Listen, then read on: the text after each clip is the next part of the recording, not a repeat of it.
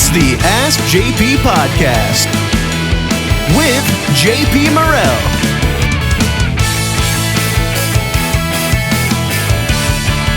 Now, let's start the show. Here's JP.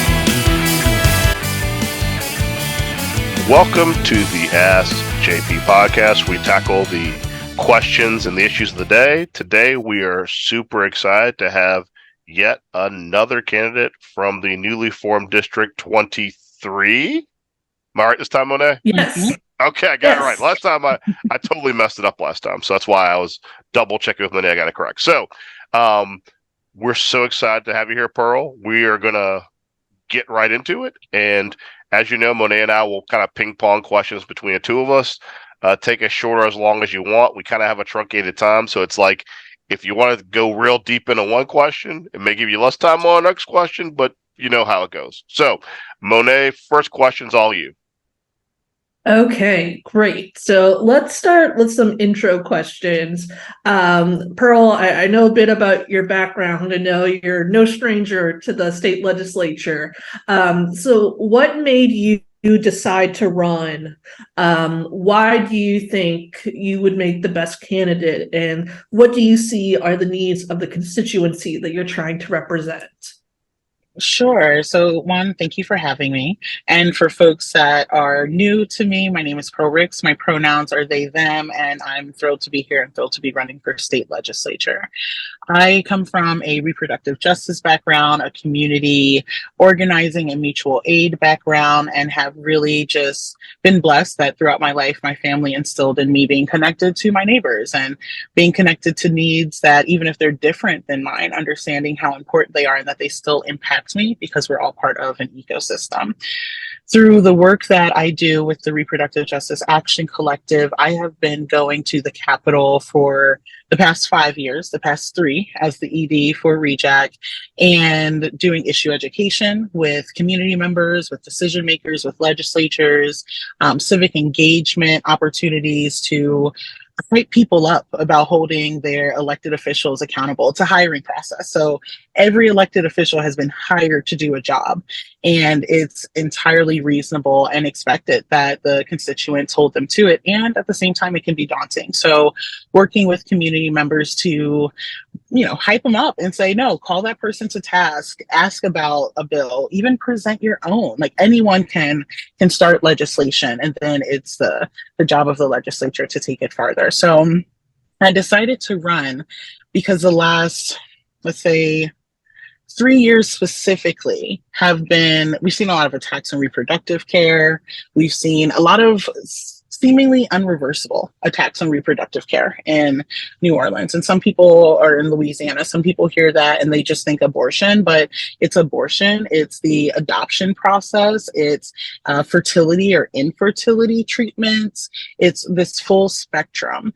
And we've seen that be attacked. And we're looking at a state where we have, budget issues. We have an issue with poverty, with childhood education, and making sure that people have what they need. And the past 3 years, we've seen anti-LGBTQ legislation more than triple.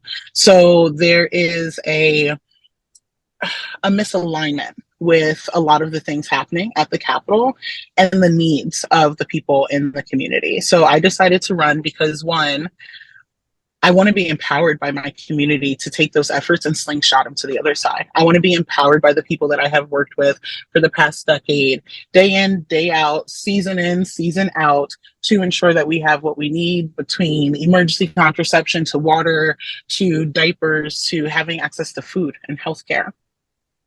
And I can't do that by myself. I need to be empowered by the folks that are in my community, by the movers, the shakers, and the people who, because they're closer to the problem, they're also closer to the answers. They're closer to the solution. So typically through redistricting, it can be a painful process. We can lose a lot of power in redistricting. And this year, not this year, but through this redistricting session, New Orleans gained another seat. We gained another district. We have a freshly drawn district. I call it the Kangaroo. It is shaped like a kangaroo, and it's, very bounce friendly. It's a rich district. And that kind of gave me an opportunity. And I was like, you know what? No, now is the time. I I want to do everything that I can to ensure that we have access to a high quality of life. And this is the next step in terms of everything I can. I'm used to the hostility. I'm used to the joys. I'm used to the triumphs. I'm used to the difficulties at the Capitol. So I know that I can withstand it. I believe what makes me the best candidate for the job is not only my background. It's the old phrase, like, new to this and true to this. I'm true to this. There are many faces that are new to this. I've been around. I've been making sure that, like I said, working with decision makers, making sure that legislators are not only informed on our issues, but are able to speak on behalf of our issues like we can when they go into those back rooms, when they have lunch, when they're in whatever sessions or caucus events to ensure that they can speak on our issues. And I know how to speak on our issues. I'm intersectional as a being, as a person, and I want to take that intersectionality up to the Capitol. That makes me, I say, the strongest candidate. I'm the strongest candidate and not the most resourced because I'm not a politician, I might become one through this. And yeah. So I believe that's why I'm the strongest candidate. I have the experience, I have the relationships at the Capitol, I have the connections, and I'm also not afraid to do the right thing. And in this political climate, sometimes doing the right thing means that you're opening yourself up to doxing or harassment or forms of, cyber retaliation. And that's not new for people who fight for high quality of life, but really not having restrictions on who we are gender wise, sexual orientation wise, how we parent, how we hold our lives. So that is why I'm the strongest candidate. And in terms of constituencies that I'm looking to represent, I'm looking to represent the people that are intentionally silenced. We all know that there are some voices that will always be heard just because of the structure of our politics, because of the structure of our society. And at the same time, we know that there are groups that are intentionally disempowered. We know that there are groups that are intentionally disenfranchised, and there are groups that are intentionally minoritized. I don't really like saying minorities because that's something that is structured. So when it comes to Black folks, when it comes to brown people, when it comes to, I'll say, BIPOC or Black, Indigenous, and people of color, when it comes to folks that are undocumented, and people will say, well, undocumented people, they don't vote. And they're still part of our ecosystem. They're still part of our community. So leaving them out, regardless of your constituency, isn't looking out for the district as a whole, isn't looking out for the state in the way that you could on behalf of this district. So really, I want to make sure that I'm a loudmouth. If you look me up on the internet, people have a hard time silencing me. And I want to do that on behalf of other people. I want to continue to be accessible and for folks to know that they can, tap me at Taquilla Guerrera and say, this is what I need. Here are the things that my family is experiencing. And I can take that information. They can tap me, at Community Books and know that I'll care, not just because I want to vote, not just because I want to look like I care, but because I deeply understand how interconnected our lives are. And I deeply understand that I can have everything that I need. You can have everything that you need. But if our neighbor is without, that hits our front door. That hits our front door no matter what. So the needs that I'm looking to provide are access to healthcare, access to affordable housing, a quality education for our young people, education and not criminalization. And I want to make sure that I'm representing people that are sometimes lost in the cracks, representing people that are really going to be impacted. Their day to day is going to be impacted by the legislation that passes or doesn't pass at the Capitol. Okay. Awesome. I think just a quick comment before I ask my question. I think it's a really important, and I appreciate the fact that going into it as a legislator, your job is not to make everyone happy. And I say that because I had an experience recently with a legislator who I was working with a bill on, and the person told me, well, I'm having a hard time. The hayride's writing really mean articles about me. And I was like, I spent 13 years on their front page literally being called Satan.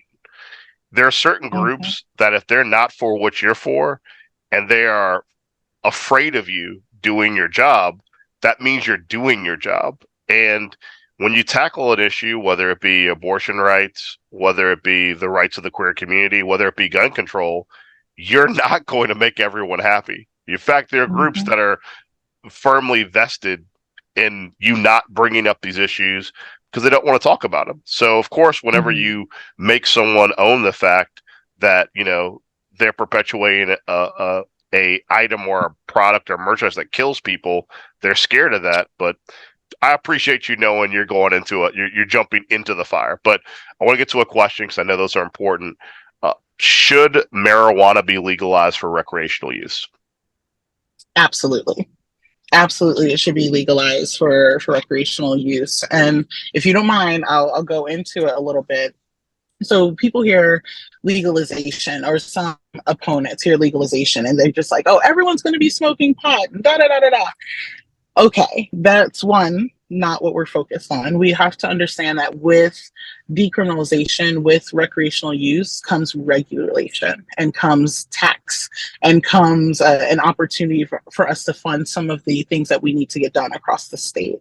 I believe that it should be recreational, one, because the medical list isn't deep enough to really cover everyone who should have access to medical marijuana.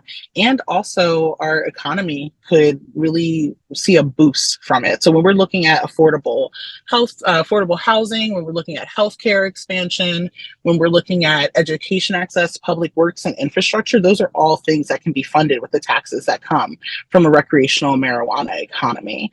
And with the taxes that come from New Orleans and support the rest of the state, we already know that regardless of if you have a cafe or a dispensary in your city, or if you are hours away from New Orleans and District 23, there's going to be a statewide benefit to that. So it's something that I think is beneficial locally and is also beneficial statewide. And I also believe that with recreational marijuana, we need to look deeper into those that have been impacted by marijuana arrests, marijuana convictions, people who were technically business owners at the wrong time, right? So how are we going to take this plant and this thing that was used for so long to criminalize and demonize people? We want to make money off of it. Great. How are we going to atone for the issues we have created in other people's lives and in the community behind criminalization throughout the process? So absolutely, my answer is yes. All right, Monet. Awesome. Okay, so as you've said, you're no stranger to the legislature. You've been there for the most part for the past 5 years during session. If you were to be elected, what kind of bills would you be authoring for the 2024 regular session? So one of my dream bills actually touches on cannabis. So one, I would like to see a some proactive tax legislation around the money that can come from cannabis. I believe before we see it, before it starts to rack up and we're like, okay, 50,000, 200,000, 1 mil, et cetera, we need to make sure that we're stating where that money is going to go. I truly believe that when it comes to educational access, a full, robust, culturally relevant curriculum, when it comes to, and I mentioned these before, when it comes to affordable housing, ensuring that people have access to expanded healthcare, the practical support that goes along with actually being able to access healthcare, infrastructure issues, public works, whether that is making sure that the city is more ADA compliant or ensuring that we have more green spaces and spaces of play for our young people. All of that can come from tax revenue from recreational cannabis. And I truly believe that if we are not proactive in designating where that money can go, we'll start to see it being siphoned off to use against the quality of our lives instead of to improve the quality of our lives. So that is one piece of legislation I'm very excited for. And just, I've spoken about it, I've shopped around about it over the past year, and there are already legislators that are like, okay, well, let me know when it's ready. And now that I'm running, I'm like, hopefully I can let you know we're both and working on this. So that is one piece. The other thing that I would like to see is I would like to see the creation of a climate change reparations fund. And the reason why I call it a climate change reparations fund is because it's repairing harm that has been done by a lot of corporations across the state. When we look at the impact of our shores eroding, or when we fix one of our streets in the city and then we have these heavy powered vehicles come through and it's destroyed again, that needs to be paid for again, as well as the relocation of residents in places like Gordon Plaza, as well as the relocation of residents that are living in toxic environments that are making them sick within a healthcare system that doesn't entirely hold them. How are we going to fund this? How are we going to ensure that we're funding it and it's not coming out of the already very tight paychecks of the people who live here, of my constituency, of the voters, of my community members? So I believe that having a climate change reparations fund will allow us to find a way to fund infrastructure improvements, ADA compliance across the state, to create even a supplemental program for homeowners insurance. We know that our homeowners insurance is on the rise because of our weather, because of the things that are happening throughout our seasons, and we know that they pull out after the first storm. The rising seas, the heat records that we've been hitting, these are all things that we can connect to climate change or man-made changes. And I believe that we need to ensure that we have a way to fund those solutions. One other thing that I really enjoy thinking about is gun safety. So I actually am pro firearm. I know how to use them. I'm pro firearm safety. I believe that if you're going to own a firearm, then you should be informed about how it works, as well as informed on trauma care, and how to help someone if you find someone and they've been shot. And at the same time, we know that it's dangerous out here. There are guns all over our streets and they can be stolen. If you park and you can't take a firearm into the store, then it sits in your car. Parking lots are one of the where firearms are stolen right out of people's cars, not just their homes. So what I would like to see, because I do believe that they can be tools of harm, but they can also be tools of protection, is that we have biometric measures for gun safety. And I believe that those biometric measures should be able to be added on to firearms in a way that isn't going to criminalize an entire group of people. If you tell someone they need to drop $200 to upgrade their storage system or to upgrade their firearm and they can't afford that, and there's criminality attached to that, then what are we really doing for those that don't have the funds? So what I would like to see happen is that it is legislated that firearm sales and firearm warranties within the state of Louisiana are reflective of safety upgrades for a certain period of time. So what that would mean is if I go in and I buy a Canic, and I need to upgrade it so that there's biometric security on there. Through the warranty of the manufacturer, they would cover that cost. And there would be a period of years and one resale at least, so that people can say, all right, well, I've had this gun for 4 years, but this is a new law. So your warranty, because you're worried about the integrity and the safety of this, also includes biometric measures. And that is a way that we can get it funded. So it can be legislated, but it also won't be used against people to criminalize them or to make them broke in a space where people don't have a lot of extra money to begin with. So I'm really looking forward to finding ways of incorporating more gun safety so that we can be safer, and at the same time making sure that it's not used against people, how so much legislation is. Okay. Well, I want to hit one more big question before we get to closing. This is a pretty big one. I think it's one you can address directly because I think you understand new generations of voters more so than many others. What would you say to a recent college graduate who is questioning whether they should stay in Louisiana? I'd say I'm sure they have a lot of really good questions in that questionnaire, because it's hard. It's hard. And let's say what they're studying. So if they are studying medicine, will they be taught the full gambit of what they need to know to practice and to go into their residency. If abortion access isn't allowed, if people aren't able to have residencies where they can flex and they can practice and they can hone in on their skills as medical providers, they're going to have to leave. And I use medical providers because there's a large exodus of medical providers over the past couple of years, and they're also a large portion of our enrolled college students. So I have an understanding if they're studying that. If they're studying to be an educator, it's really hard to be an educator in Louisiana, in New Orleans, where we have a checkered board system where there's not a standard that each student can expect. We have families that have to go from one side to the other side of the city to drop off, and we have teachers that aren't being supported with incomes that could pay back student loans, let alone help them live their lives.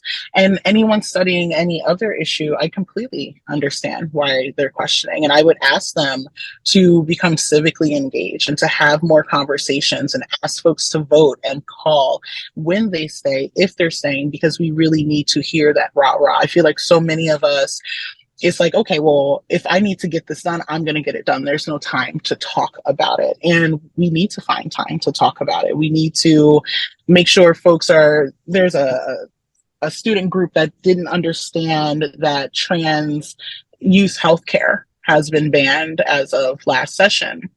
And they didn't even know that was on the slate. We need some way of ensuring that people who are trying to just take care of their lives, whether they're out of school or whether they're enrolled, are able to know what is happening legislatively, are able to be engaged and know that their voices are not only heard, but their voices are valued.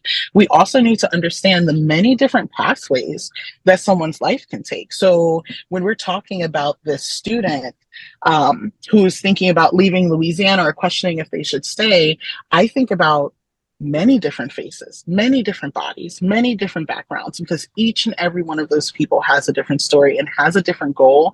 And even if their destination is the same, their journey will be different. What journey do people take? What journey do they have to be on in order to not only survive in Louisiana, but to thrive in Louisiana?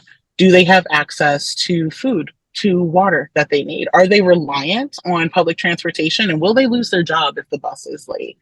What are they being paid hourly? We have preemption laws that prevent New Orleans from creating our own or implementing our own minimum wage. So there are a lot of different pieces where that's why I said it's a really good question. Do you want to stay in Louisiana? Louisiana wants you. So many of the harmful things that are happening are not actually Louisiana values, but isn't an environment where you even have time to ponder and consider that and still be well. Do you have access to health care? Are you safe? How many cameras do you have on your house, and how nervous are you when you walk outside? All of that plays a role. So when I think about those many faces and the many different ways that one person could look, my first thing is talk to me. Because whether or not I win, I'm gonna be at that Capitol. Y'all see me, I'm gonna be there. And and the prayer is that I'm able to take those concerns, I'm able to take those values, those desires, and carry them with me, strap them to my back and take them to that other side and create change. And I've told people, I'm like, that first year, we don't know what that's going to look like, but I got a solid 4. If y'all empower me, that's a lot of time to create change. And it's a lot of time to remind people who has hired them. And I'm not just working with my constituency, because that would make it seem as though all of these things move mutually exclusive to each other. This is an opportunity to do something deep for District 23, but it's also an opportunity to do something deep and beautiful for Louisiana on behalf of District 23. And because of that, the needs of everyone within our ecosystem are important, whether they are in Grambling, whether they're at LSU, whether they're at UNO, all of that is important. It's part of our ecosystem. And my role will be to work with their state rep if I'm not the state rep, right? So let me know. I would love to walk in and say, hey, Representative so-and-so, you want to know what one of your constituents told me this weekend?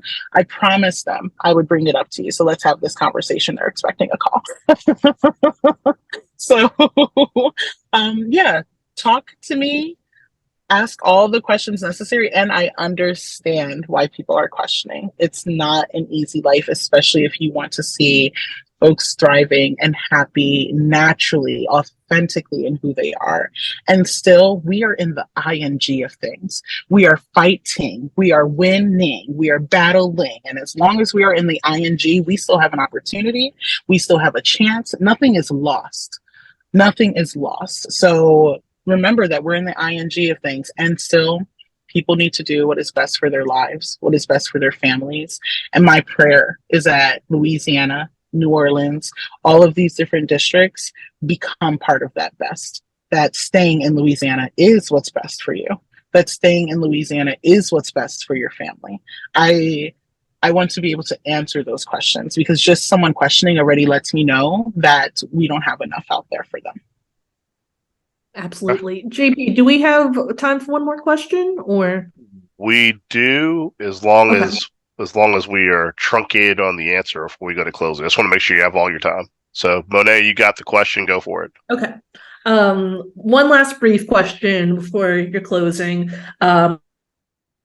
Opportunity, if you didn't touch on the status of queer rights here in Louisiana, and your advocacy for the queer community at the state legislature. Can you, how you see the lay of the land right now in terms of LGBTQ rights in Louisiana, and how you plan to address that for not only House District 23, but the queer kids and adults around the state that don't see that support from their state representative?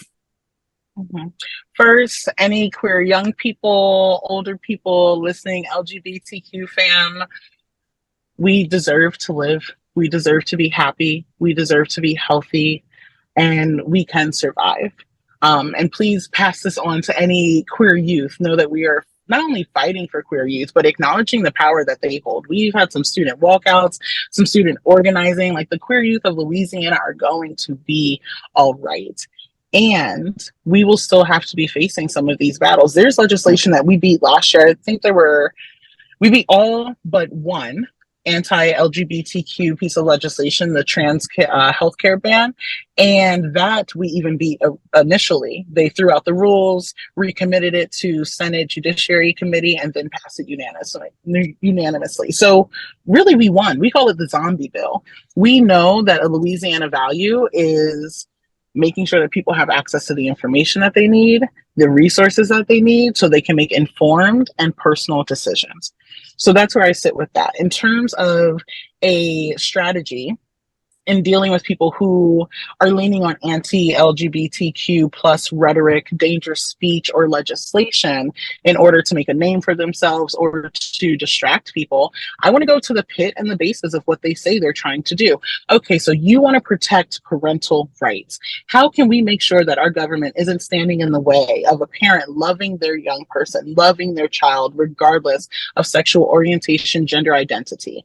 We have someone who's running for governor out of the many, who says, one, that to be gay, to be trans is a mental health illness. It hasn't been listed as an illness or a disease, I think, since like 2014. And also that parents who love and support and care for their young people who might be on the LGBTQ or in the LGBTQ community should be criminalized. And those children should be put into the system. Like, that doesn't make any sense. So what I want to do is lean on what they're saying that they want to do. You want to strengthen parental rights? How do we actually do that? You want our young people to have access to full spectrum education. So for the first time that Louisiana wants to entertain mandating sexual education, we need to make sure it's accurate, up to date, and full spectrum. We need to ensure that sexual orientation is implemented in that. We need to make sure that gender identity is implemented in that, because it is a part of our sexual health as people. And we want to ensure that we're not raising groups of flocks of ignorance. We need to provide as much information to young people as possible and to older folks as possible, so we can realize queer people have been here forever. Trans people have been here forever. Joseph in the Bible was gay. Joseph in the Technicolor, he lined his eyes with eyeliner. He was not into the women. He hung out with them for fun, but really he wasn't focused on that. We have queer heroes that they talk about in our churches, and we need to take that same energy. So it doesn't matter if you have a religious contempt for this group. We're in the Bible. We're part of society. It's a natural thing. It is nothing new. It is just people's issue with it and this renewed distraction tactic that we're dealing with right now. So I understand the current status of gay rights in Louisiana. I understand that we're not done fighting a lot of these. And I want to make sure that you want to protect parental rights, fantastic. You want to protect education and it be fully accessible, then put your pen where your mouth is. Put your legislation where your mouth is. And if you won't, then your constituency will know, because I'm a very loud mouth. And I'm going to make sure that folks know that what you say you're trying to do or not, it's not lining up with your actions. I would also like to see for Louisiana across the board, whether it is charter school, whether it's public school, we need to maintain the U.S. Department of Education through their Civil Rights Office released an advisement on how to work with trans students. And I really feel like we can use that and expand it on how to work with LGBTQ students and how to respect them. And then that also transfers into our educators. So when it comes to having the language, it's already been designed for us. We don't need to co-opt and to create instances of hate when we have clear guidelines on how we can care for our young people, how we can care for adults, how we can ensure that non-discrimination practices are in place for the hiring and the housing processes in our state. There are many things that we can do in addition to raising minimum wage, because we know with the wage gap, and that's based off of gender. So when it's binary, there's already a deep difference between men and women. But then when you go to trans people and their likelihood of getting a job that pays them well and how different they'll be treated. So I tell people there are a few things that it touches everybody and it applies to everybody. And then there's this other space where we need to create specific protections for LGBTQ folks, for formerly incarcerated folks, for people who are not undocumented. So yeah, those are my thoughts. I know we're awesome. Kind of we're on time, so I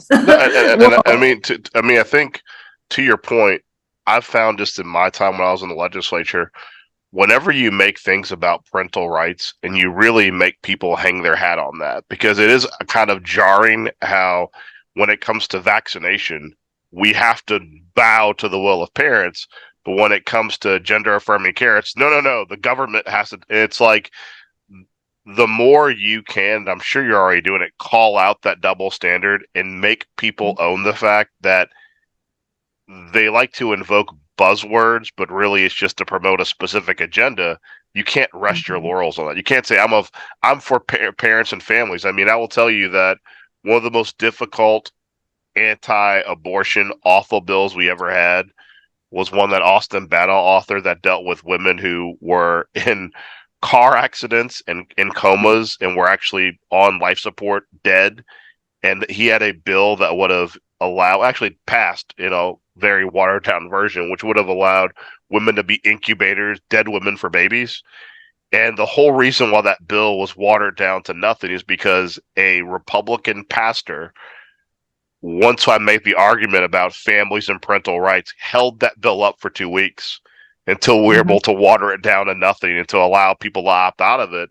But it was because I said, listen, you can't on one hand talk about the sanctity of family and then say, unless the government says something different. So the more that's a great argument. It's certainly the best argument in a split legislature, because you could often find that's the one bit of common ground you could find. But I'm eating into your closing time, so I'm going to stop closing. Pearl, knock it out the box. What you got? Excellent. Well, once again, thank you so much for having me. My name is Pearl Ricks. My pronouns are they, them. I am running for District 23 State Representative, and my ballot number is 51. I am the strongest candidate. I am a committed candidate, and I'm no stranger to what needs to happen in the Capitol, at the Capitol throughout the year. I want to underline that I am not only here for community members in my ecosystem, but also community organizations. We keep ourselves taken care of. We look out, after each other, and I understand the strength in that. And I also feel like that's unfair to us. I will fight to ensure that everyone has access to privacy, dignity, and safety. We are owed that, if nothing else, under our state constitution. And that looks like a lot of different things. So please empower me to do so on your behalf. Hire me to take on this role and then hold me accountable, because I'll be looking forward to that piece. My website is thepeopleandpearl.com. You can find more about my policy platforms, more about the work that I have done in the past. And I am grateful for this opportunity. I've gone to the legislature many years ahead of this. I will be there regardless of what happens, but empower me to take it over to the other side, so they will not silence AAPI folks that want to keep their businesses and their property. They will not silence parents who want to be able to go to the library and have a wide selection. And they won't silence us. So thank you again. I feel like I've spoken so much in those questions. They were so great that that's all I have to put into my close, Ballot number 51, the people and